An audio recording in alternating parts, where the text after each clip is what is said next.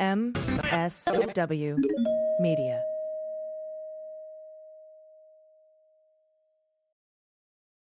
I'm Greg Olear. 4 years ago, I stopped writing novels to report on the crimes of Donald Trump and his associates. In 2018, I wrote a best-selling book about it, Dirty Rubles.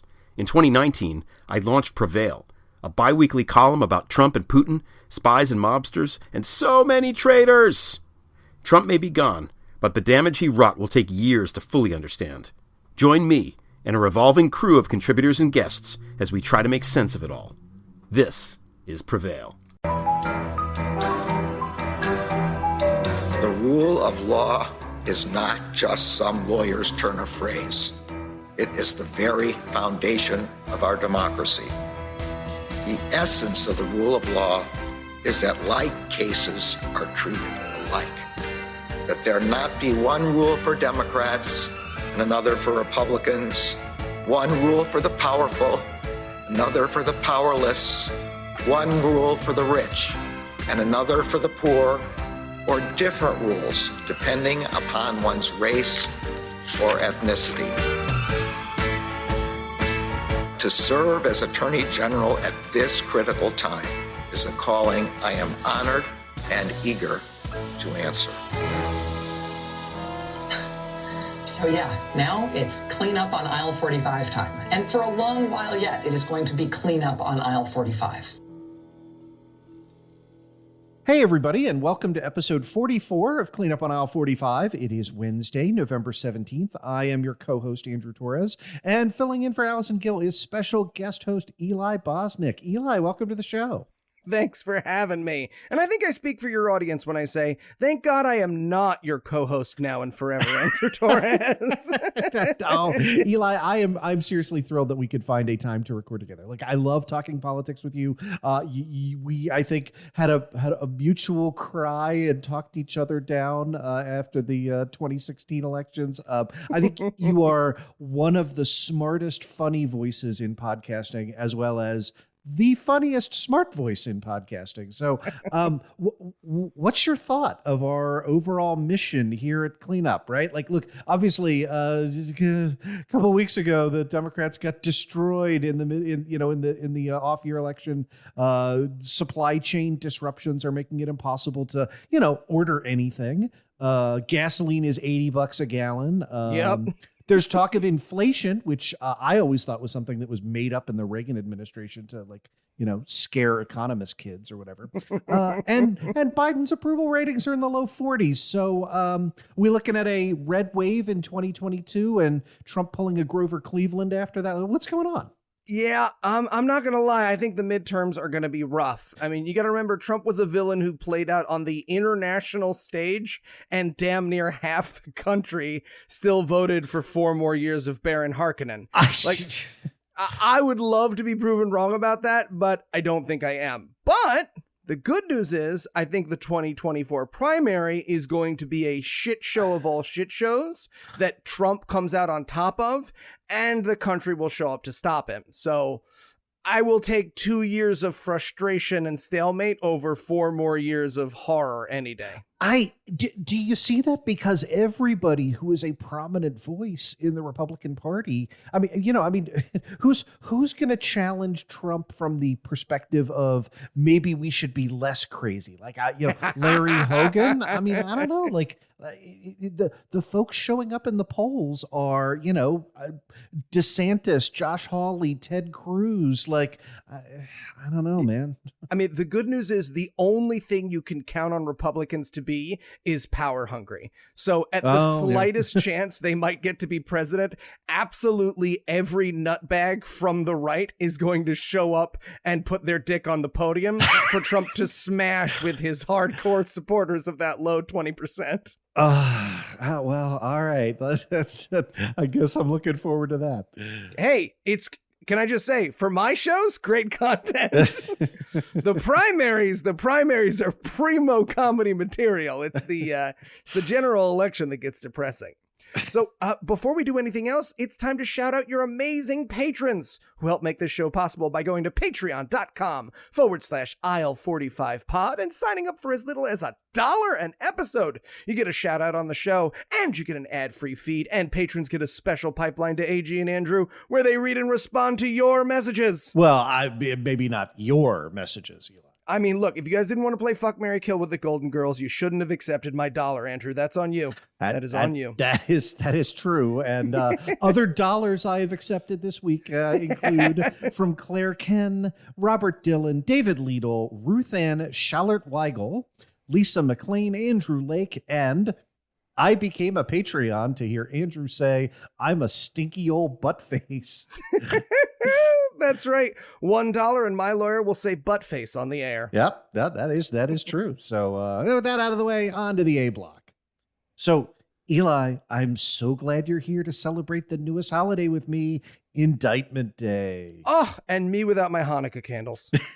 That's right. Well, Friday at about 5 p.m., we learned that Merrick Garland's Department of Justice, the one that many, including you and I, have criticized for being too slow to indict Trump on federal charges that he didn't pardon himself for, where the statute of limitations is ticking, that DOJ handed down an indictment of former White House advisor Steve Bannon. That's right. No word yet on whether they were aiming for Trump and just hit another sandworm by accident, though. That is 2 Dune references in the first 6 minutes of the show. Yeah, I watched it last night. Oh, well, please accept my thanks for not watching Boogie Nights. You are welcome, Andrew, because that is also on HBO Max. It was a tough chance. So Bannon was charged Friday with 2 counts of contempt of Congress after refusing to comply with a subpoena from the House committee investigating the January 6th attack on the U.S. Capitol. He was indicted by a grand jury in Washington, which I understand is something the DOJ almost never does with respect to a dispute involving Congress. Okay, I'm not going to lie. I actually don't understand that, but that sentence sets you up to explain it. So, Andrew, what's the deal with that? What does that mean? These kind of indictments are incredibly rare. They have only happened 3 times in the past 30 years. But then again, past officials of both parties haven't taken the position of, hey, I used to work for Trump, so I can tell Congress to go fuck itself when it issues me a subpoena, right? Like, there were legitimate disputes in the past rather than sort of blanket nonsense, right? So the 2 counts that you mentioned, and we'll link to the indictment and to Attorney General Garland's press release in the show notes, they are for refusal to show up and provide testimony in connection with the September 23rd subpoena and the refusal to produce the documents that were also requested by that same subpoena. All right. So, Andrew, are these serious charges? Is Bannon going to go to jail, he said with his fingers crossed? No. Okay.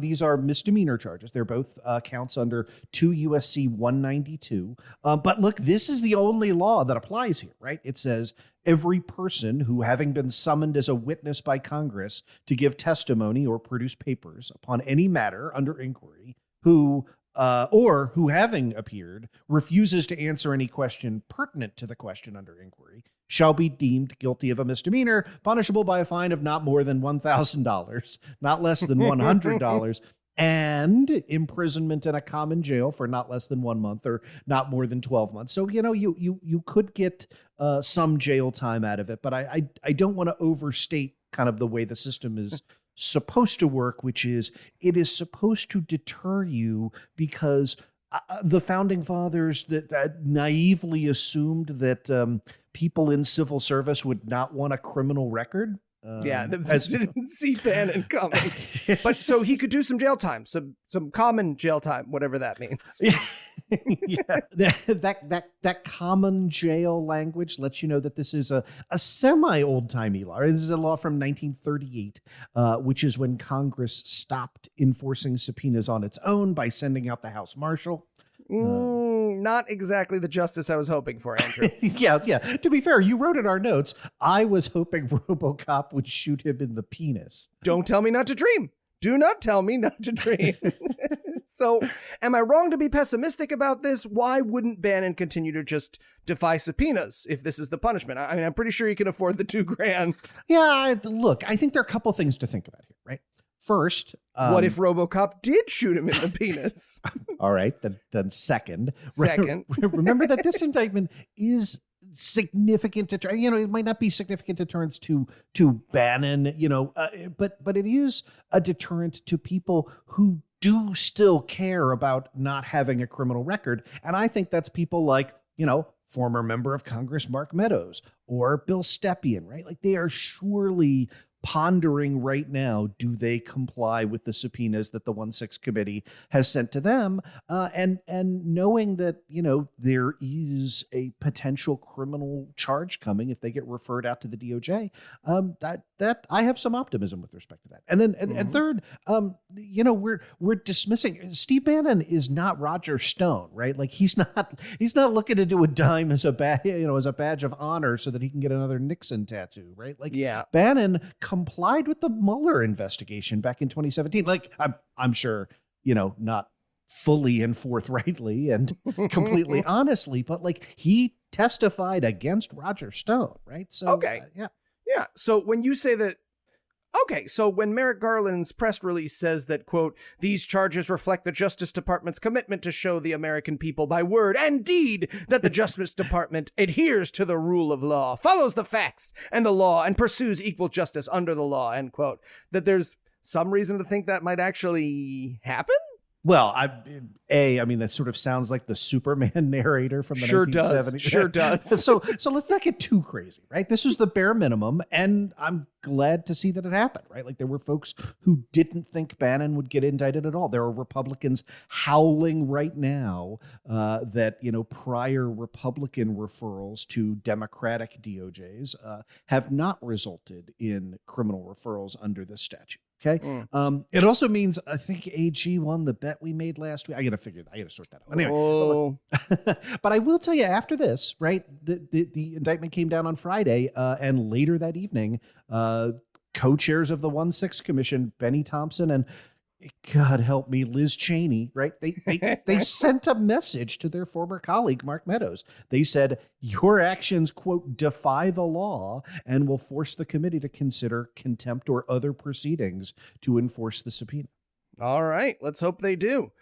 Now, you mentioned that there were 3 times the courts have ruled in these sort of cases in the past. What happened in those cases? Yeah, so all 3 resulted in guilty pleas, but there's kind of a little asterisk, right? So 2 were for Iran-Contra flunkies, if you remember reading about that in school.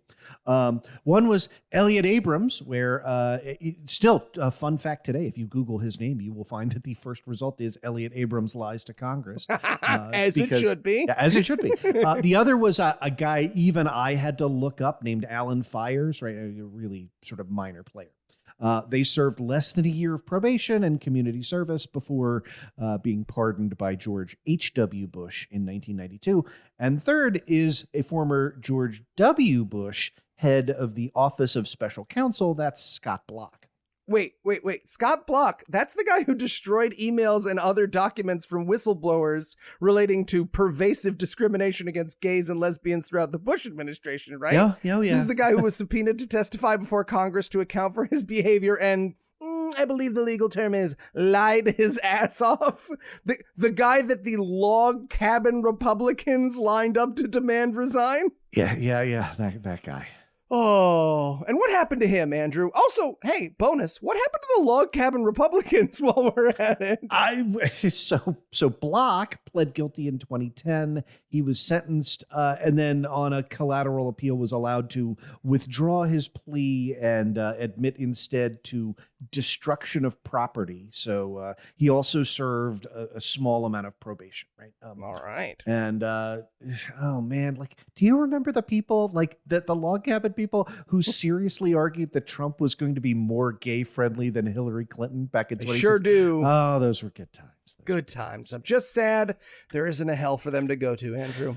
Well, we need to take a quick break, but then we'll be back with a seriously important story that I wrote because goodness knows you listeners tuned in to hear my thoughts on politics.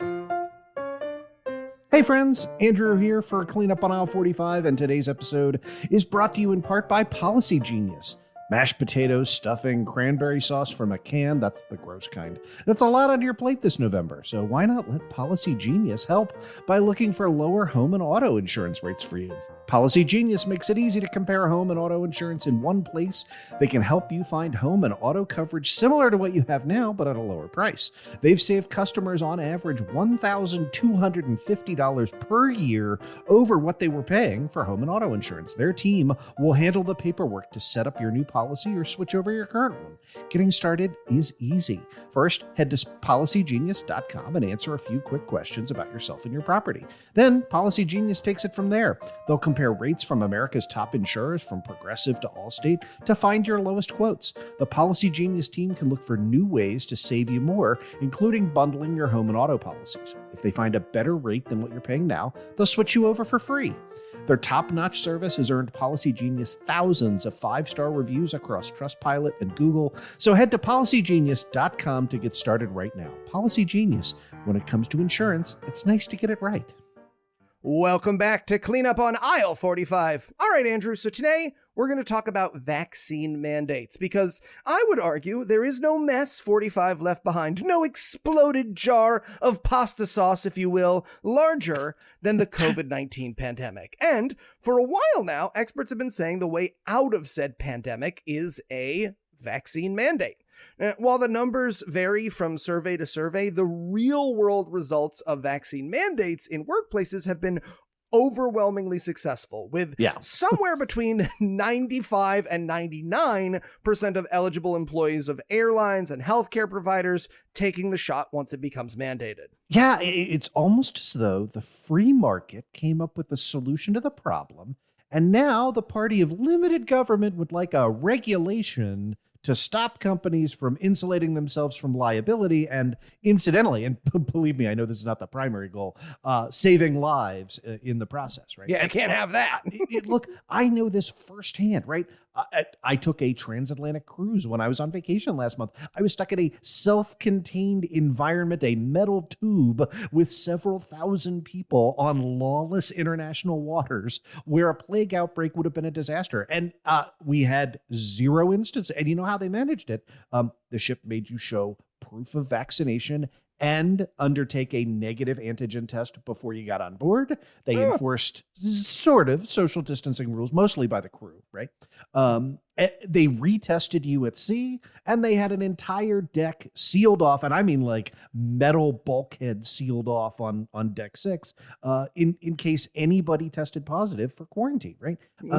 And so every last person managed to managed to do a thing that we think of as getting back to normal just fine. It worked. Yeah. And I mean, that seems to be a pretty common misunderstanding among people, is they're like, oh, it's like this forever. And it's like, no, it's not like this forever. It's like this while a huge percentage of the country are like, nah. Yeah. That's what herd immunity means. Yeah. And I also want to say, like, the reason these free market mandates work, I think, is that most unvaccinated people are, contrary to popular belief, willing to get the shot. They're just not in a hurry to do it, right? The problem with vaccine mandates, like in the press, is that they're often sold as like your strongly anti-vax Aunt Kathy shedding a single tear as she goes to get the vaccine so her kids don't starve. But in reality, most of the people getting the vaccine are politically uninformed about the vaccines and COVID, so they just haven't bothered. They're just like, I don't know, my uncle seems really freaked out about it, right? Mandates, for many, are the push they needed to get the shot. It's the push they need to get all the shots that we currently use that are mandatory, right? Yeah. It's not the third act of Silence where Liam Neeson finally agrees to step on a plate with Jesus's face on it.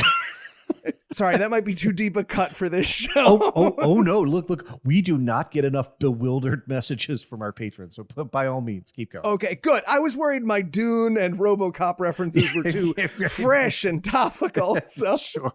Glad I could do the Christian movie Scorsese deep cuts. So many of us were relieved when the Biden administration announced back in September that OSHA would be enforcing mandatory vaccination or weekly testing for all companies over 100 employees starting in January. Not the least of which were, companies, right? Right. Well, quite a few businesses up to this point have mandated vaccines, like airlines and healthcare companies. As I mentioned, the looming January date is a chance for those who haven't jumped on board to throw their hands in the air and put their own mandates in place as well. Yeah, and again, I cannot stress this enough.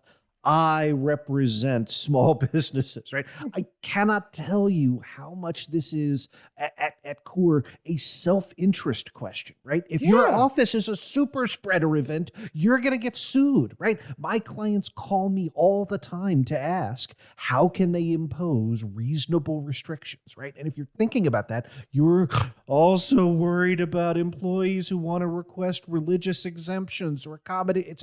It's a real issue. And having a government mandate is an outstanding defense, right? Yep. To say, look, we're just operating under cover of law. We're doing what the government tells us to do. And that provides a significant economic benefit to these companies. And I'm stressing that, right?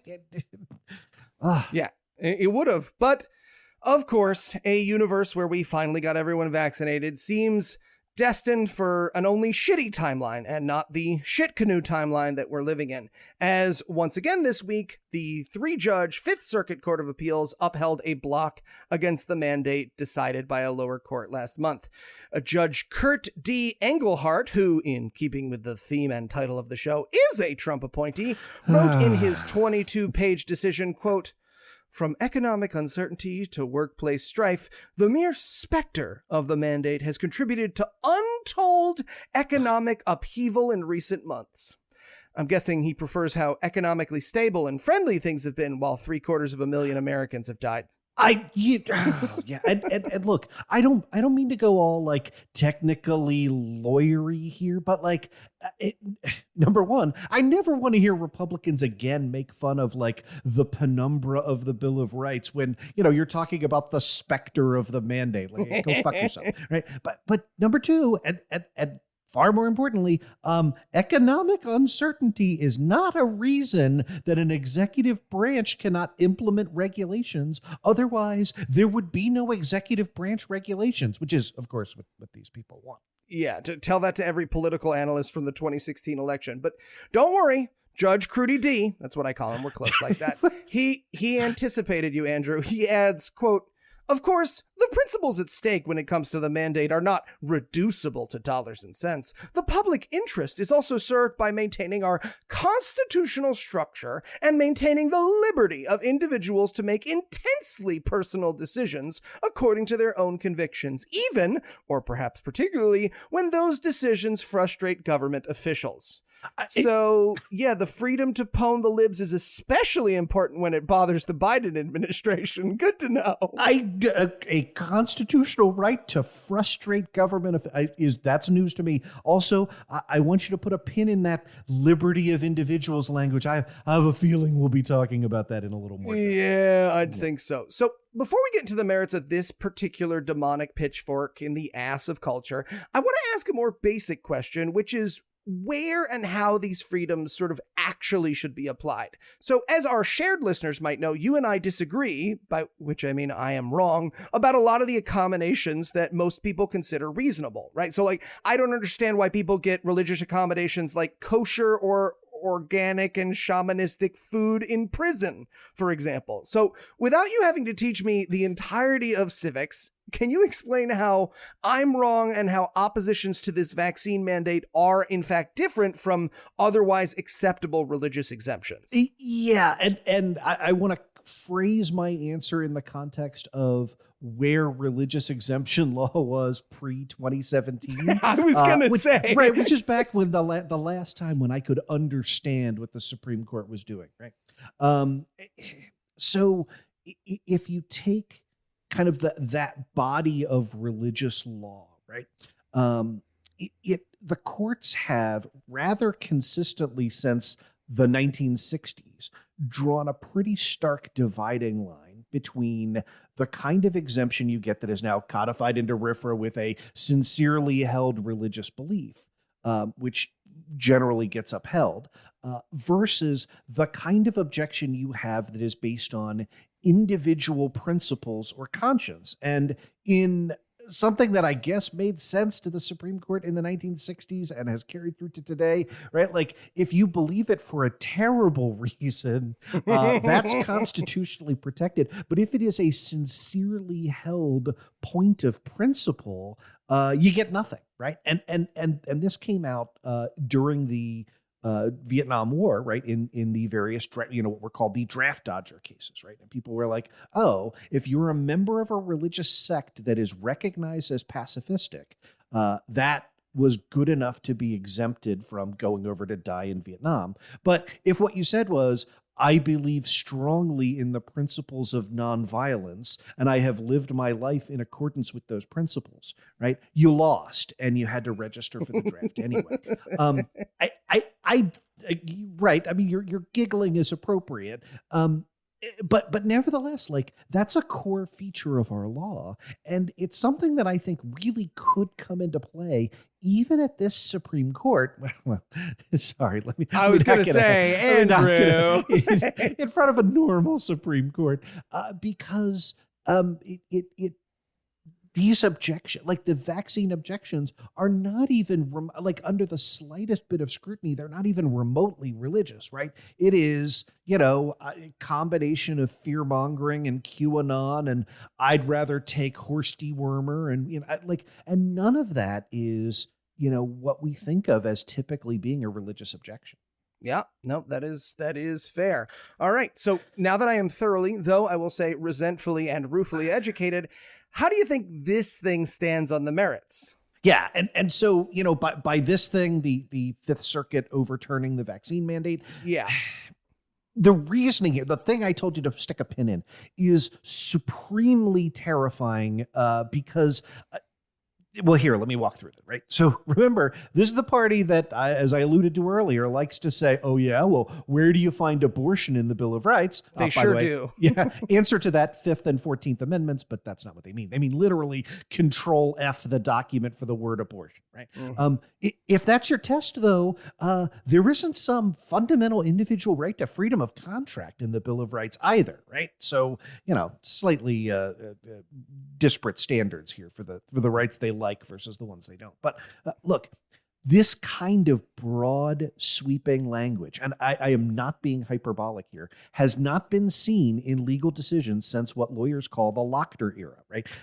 That is from a 1905 case called Lochner versus New York, in which the Supreme Court struck down a New York law setting a weekly maximum number of hours worked. And again, maximum. Oh yeah, and again, this was 1905, so it was like 80 hours a week, right? Like, I'm not making that up, right? And the Supreme Court was like, oh, come on. You cannot take away people's inherent God-given liberties to contract themselves, to work themselves to death, right? And the reason they gave was basically the stuff you just read, right? And here's the point. If you ask any lawyer, right, left, right, center, what is the most deplorable error in all of Supreme Court jurisprudence? Almost all of them, with the exception of the Trump appointees who don't know and don't care, will tell you the Lochner era, right? They will say this is a time when the Supreme Court engaged in unbridled right-wing activism to overturn every remotely progressive law that was coming out of a country that was going through, a severe shock to the system of being industrialized, the influence of, socialism on a newly emerging economy, right? Like and the Supreme Court shut that down for 30 years until FDR threatened to pack the courts. Well, that in no way sounds like our terrifying present, Andrew. Okay, so my question for you is, what if, as many news agencies have postulated, this thing does make it up to the Supreme Court? Do you, and I'll try not to put my finger on the scale here, think the folks who gave us the decision that no, you're not allowed to close a temple of Orthodox Jews in the middle of New York City at the peak of the pandemic are going to reverse their course on this one? All right. Challenge accepted. Okay? But look, I actually do think that part is a slightly separate question. So if you're looking for a crack of optimism, the court's shadow docket religious exemption cases were about doing the thing that they did, and that is extending what is essentially most favored nation status to churches without ever having to rule on the merits of a case that was briefed for oral argument before them, right? Which is a terrifying overreach of power. But here's what they accomplished with that, right? So justices like Kavanaugh and Amy Coney Barrett would say things like, well, if you have a secular exemption and you're going to allow people into liquor stores for 4 minutes, with a mask on to buy the Boda Box Rosé so that your wife doesn't kill everyone in the household, you obviously have to let people in, for an hour and a half to scream at each other and spit on each other while singing and hugging and sharing crackers. The secular version, the religious version of a liquor store. I've always said that. And look, like, we're cracking jokes, but that is almost, minus the Boda Box stuff, that is almost word for word, what is in these religious opinions. It's like, if you've crafted a secular exemption, it must go to churches, no matter how dissimilar they are on the face of it. Okay? Yep. That's super bad. That's where we are. This would go a step further than that. So let that sink in for a minute. Yeah. And so because it is so completely insane, it's going to start off with 4 votes in the no column, right? You're going to get the 3 remaining lawyers on the Supreme Court. You will also get Chief Justice Roberts because he will not want his institutional legacy to be the guy who let plague kill off the rest of the country. Yeah. Roberts has a real great conscience. He's real concerned about his legacy. I really think he does not want his grandchildren to read My History of the Lochner Court, and then with a little asterisk that was like, until 2017 when Chief Justice John Roberts presided over the end of the Supreme Court as we know it. But there we go. So the question is, can you peel off another vote? Can you get a Kavanaugh or a Gorsuch? No. So there you go. How much does Neil Gorsuch want people not to die? That's I feel like that answer wouldn't please us, Andrew. I got to tell you. Okay, so I guess that just leaves me with the question I think I'm asking far too often on my shows. What hope do we have, right? Half the country is unvaccinated. The pandemic isn't going away in any real way until they are. Is there a way to end this thing without a working government or legal system or the goodness of other human beings? I feel like I may have answered my own question there at the end. Yeah, well, I play a happy optimist on my shows and mostly in real life. So let me try it on this one. I remember the 1980s. Okay, it was where I formed my formative political opinions. And Ronald Reagan's Surgeon General was a bushy bearded guy named C. Everett Koop. And don't get me wrong, he was a total piece of shit on abortion and AIDS. And yep. I do not want to lionize him for any of that behavior.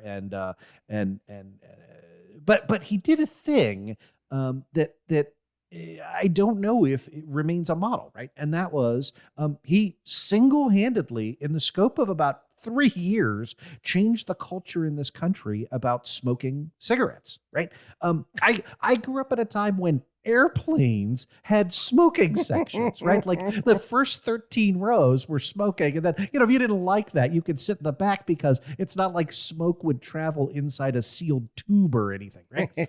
And like that seems preposterous now, but that's 100% due to the entire seismic social shift that went on in this country, sort of championed by C. Everett Koop. So, So what you're saying is we just need to have national leadership that changes the deeply held mindset of society, where the headwinds are multiple billionaire-funded conspiracy theory news outlets that have convinced 35% of this country that Hillary Clinton rapes and murders babies in the basement of a pizza parlor that doesn't have a basement. Got it. So it's easy, people. Yes. It's easy. It's just like smoking on planes. All right. Well, that seems like a perfect time to throw it to our next ad break. Hi, everybody. Andrew here, and this portion of the show is brought to you by Feels CBD. CBD isn't about what you feel, it's about what you don't feel, like stress, anxiety, and pain. If you're in the market for CBD oil, I recommend Feel CBD. Their site is backed by actual scientific research and tailored to different consumers with differing levels of strength, from 600 milligrams for a precious little cinnamon bun like me to 2,400 for people like, we don't have to name them. It's a full spectrum hemp extract containing less than 0.3% THC, so you'll keep a clear head with no hangovers or addictions.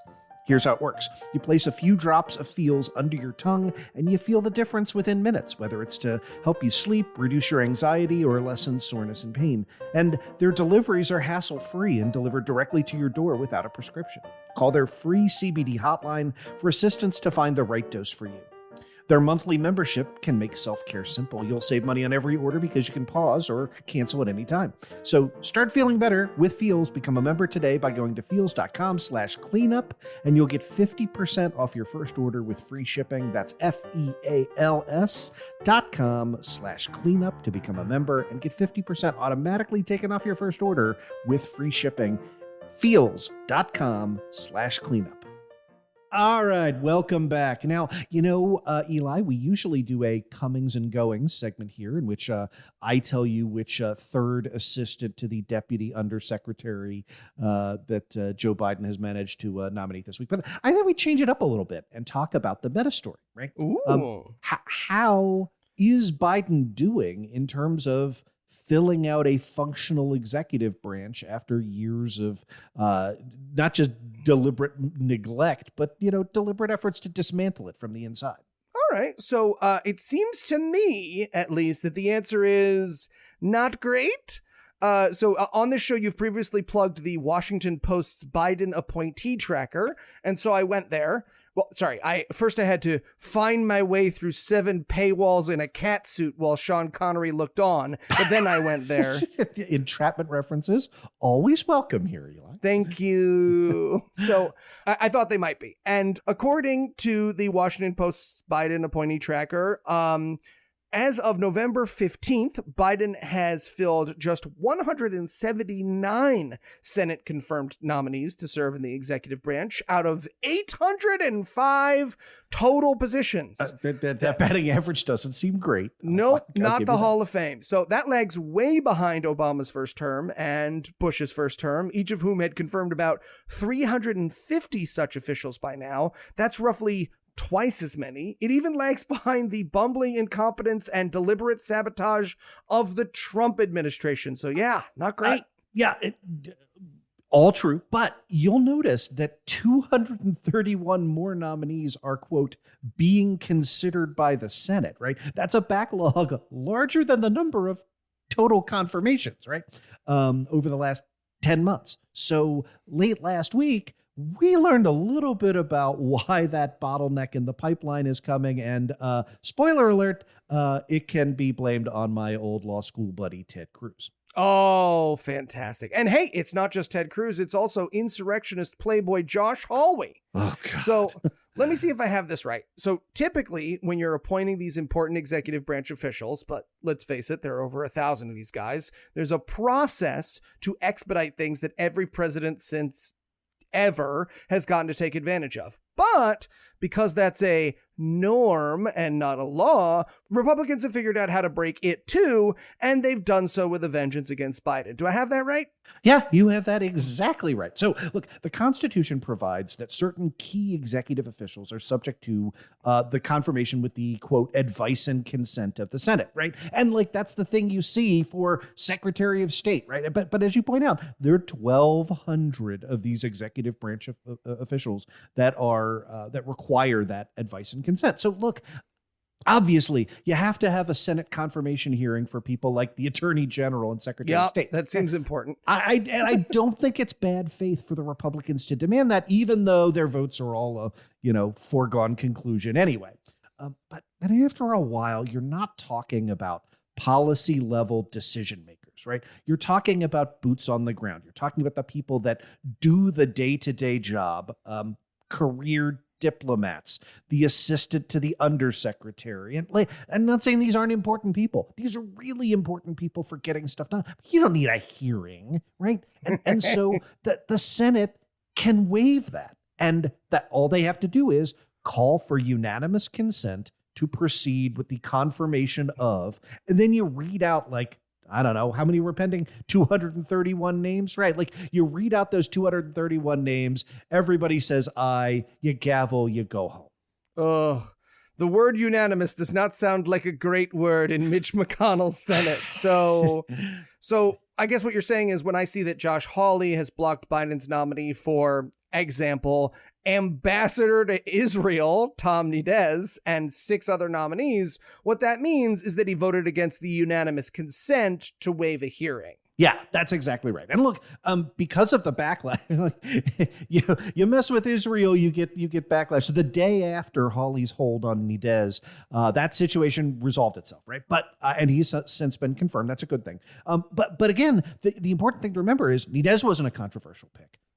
All of these are literally being held hostage for political gamesmanship that no other Senate in history has tried to do. So Hawley has holds on 5 other officials right now, right? And we'll get into it. And he has said he will only lift them if, and I swear to God, I'm not making this up, several of Biden's top officials, including Secretary of Defense Lloyd Austin, Secretary of State Anthony Blinken, and National Security Advisor Jake Sullivan, if they all resign over the administration's handling of the U.S. pullout from Afghanistan. Cool, tight. Love this political system. Works good. So because that's stupid, it means that anyone Hawley doesn't give on will have to go through a full drawn-out hearing and process, right? Yeah, and again, I alluded to this, right? The guys Hawley has his holds on, these are the only ones that we know about, right? There are others, are not decision makers, right? This is Biden's nominee for ambassador to NATO, right?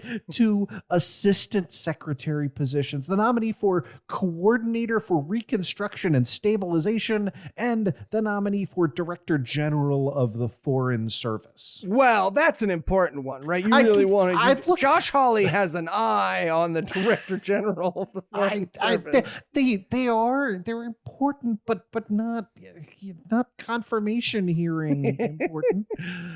Yeah, but don't worry, he's not the only one using that dumb excuse, because your classmate and close personal friend Ted Cruz is maintaining a blanket hold on nearly all State Department nominees, and he claims it's over the administration's handling of a Russian natural gas pipeline, which seems disproportionate to me. It seems like an odd thing to hold out, but I guess that's the game. By withholding consent, now, as we said, it all has to go through the regular, drawn-out confirmation process, which means scheduling individual votes and holding floor debates where they will waste even more time. Yeah, and if you're wondering how much time is left on the calendar, right? Like how often is the Senate actually in session over the next 6 weeks, right? Which include 2 major holidays. The answer, let me guess. Not often, right? In that limited time, I'm pretty sure Biden would like to not take it all up with a bunch of stupid, meaningless floor votes, right? Like he'd kind of like the Senate to, pass legislation, maybe sign off on that bipartisan infrastructure bill. Well, they've cast that vote already, but the reconciliation bill is. I think he's got some stuff, right? He's probably got a thing or two. There's work that he would like to be done, but this is exactly what Hawley and Cruz, and let's be real, McConnell are thinking, right? There are just 2 work periods left. That's 4 days next week with a day off for Thanksgiving. And that includes those 4 days include a Friday session that the day after Thanksgiving that I'm pretty sure is going to be lightly attended, right? Just Newt Gingrich talking to himself. I don't even work here anymore. But I know. How did I know? They didn't change the key. Point the camera at me. And then 2 weeks from December 13th to December 31. And again, you might recall there are several major holidays that take place over those 17 days. So that's an impossible schedule to do anything and also confirm 231. So what you're saying is that if someone like me were super angry that the Biden administration isn't accomplishing everything I want them to do right now. Maybe there are some, say, structural roadblocks that are standing in the way that isn't entirely his fault. That's kind of the lesson of the show, right? Like, I think it is important, right? Particularly for those of us who are progressives, right? You and I, and we did this, right? We did this on Scathing Atheist. We did this over on your shows. I believe that you and I had Joe Biden like north of Marianne Williamson on our list of preferred candidates during the primary, but below everybody else, right? Like, I mean, we were way to the left of Joe Biden. And so I get it when I get usually they're angry messages on Patreon, desubscribing from the show and accusing me of selling out to a big center or whatever, which, by the way, that has not happened. I'm still available to sell out to Big Left. If you guys want to come up with a competing bid, Chapo Trap House, give us a call. Yeah, right. Any fucking time, boys. So, but seriously, like, look, I get it when people say to me, I voted for Joe Biden because he said he wanted free college tuition for everybody. And he hasn't delivered on that. So I'm super mad and I'm going to stay home. And I get that. And if I don't stay home, then we'll continue to elect, these pseudo Democrats who promise me stuff, but then never deliver. I do get it. But I guess what I'm trying to get at in that is two things, right? Number one, sometimes the reason you're not getting what you want is not always as obvious as it appears. Right. And, number two, you also have to consider the consequences of that vote when lined up with, the alternative. Right. Well, and also you got to remember that nobody, not the best intentioned person, is going to sit there reminding you of the good things Joe Biden has done. Right, like the effects of the child tax credit, which I bang on about all the time, are going to be instrumental in lifting children out of poverty over the next 5 years. Right, literally hundreds of millions of children will be lifted out of poverty thanks to that child tax credit.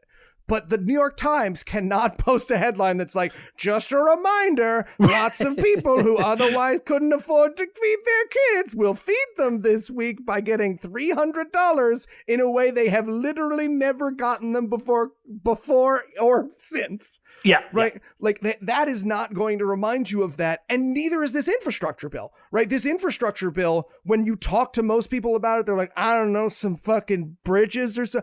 Our infrastructure, this is something that if in 25 years you take an economics class, they will talk about. Otherwise, you ain't never gonna hear shit about what this bill does. You're just gonna be like, I don't know, my internet got faster around 2025. I have no idea why. It's just, I guess Verizon got their shit to like. That stuff is not shiny and pretty, and everyone who gets your money on both the left and the right does it by talking about the next scary thing. Yeah, no, I think that's it. That is really an excellent point in terms of the direct economic incentives, but also, right, the discursive incentives. Our side feeds off of outrage as much as the other side does. Absolutely, as well. yes. And it is boring. I know, because I look for a way to make it slightly less boring every week with what we do. But like, demolishing. There's a reason that you watch like them imploding the casinos on the Vegas Strip. Like when that happens, it's they show that on TV. They do not show you like brick by brick building up the new casino in its place, right? Like restoring stuff is less spectacular than blowing it all up. Yeah. And we just had 4 years of that. Yeah. Yeah. Rod Serling, the creator of The Twilight Zone, had a great quote, which is that television shows car chases, not commutes. Yeah, right. That's right? An excellent and it's like, short. There's a lot more commuting going on than car chases, but then you're like, oh, he's on the 95 and he flipped. He fucking rolled. Right now they are rolling our country and we're all watching and being like, oh, that's going to be bad. That's going to be bad. Oh, he's running. He's running on foot. Great. And now I have that plus your love of cops kind of running through my head. So Ex-love of cops. Ex-love of cops. And I mean, and by the way, just so anyone listening to the show who doesn't know you, that I mean the schlocky 90s television TV show. I do not mean your love of police officers. Of law enforcement. All right. Well, I think that's the show. Eli, thank you so much for coming on to guest host. I've been really looking for an opportunity to do this with you. I really love it. Why don't you tell folks where they can find you if they want more Eli in their ear holes? All right. I mean, I already covered Entrapment, and I think that's the most important thing I can plug. That movie holds up and is not problematic at all. Don't worry about it. Actually, hey, it is still Vulgarity for Charity, the fundraising drive that our community does once a year for the charity modestneeds.org. They can check out all the info for that over on scathingatheist.com. But as of right now, we've raised just over $60,000. And hey, you can give $1 to get Andrew to say but or whatever, but you can give $50 and Andrew will roast Josh Hawley for you. So and I suspect we've already floated if I think if enough people demand that Allison do their roasts, then we're gonna have to. We'll coerce her into doing it. Absolutely. I am into that.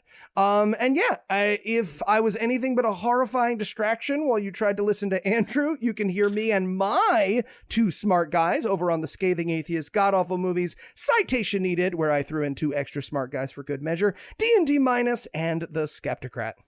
Hardest working man in podcasting, Eli Bosnick, right there. Thank you so much. And seriously, if you're not listening to those shows, you should listen to those shows. I listen to those shows. They're great shows. Thanks so much for having me on. Yeah, absolutely. Cleanup on Aisle 45 is written, researched, and produced by Allison Gill and Andrew Torrez with editing by Molly Hockey. Our art and logo design are by Joelle Reeder and Moxie Design Studios, and our music is composed and performed by Adam Orr. Cleanup on Aisle 45 is a proud member of the MSW Media Network, a collection of creator-owned podcasts dedicated to news, politics, and justice. For more information, visit mswmedia.com.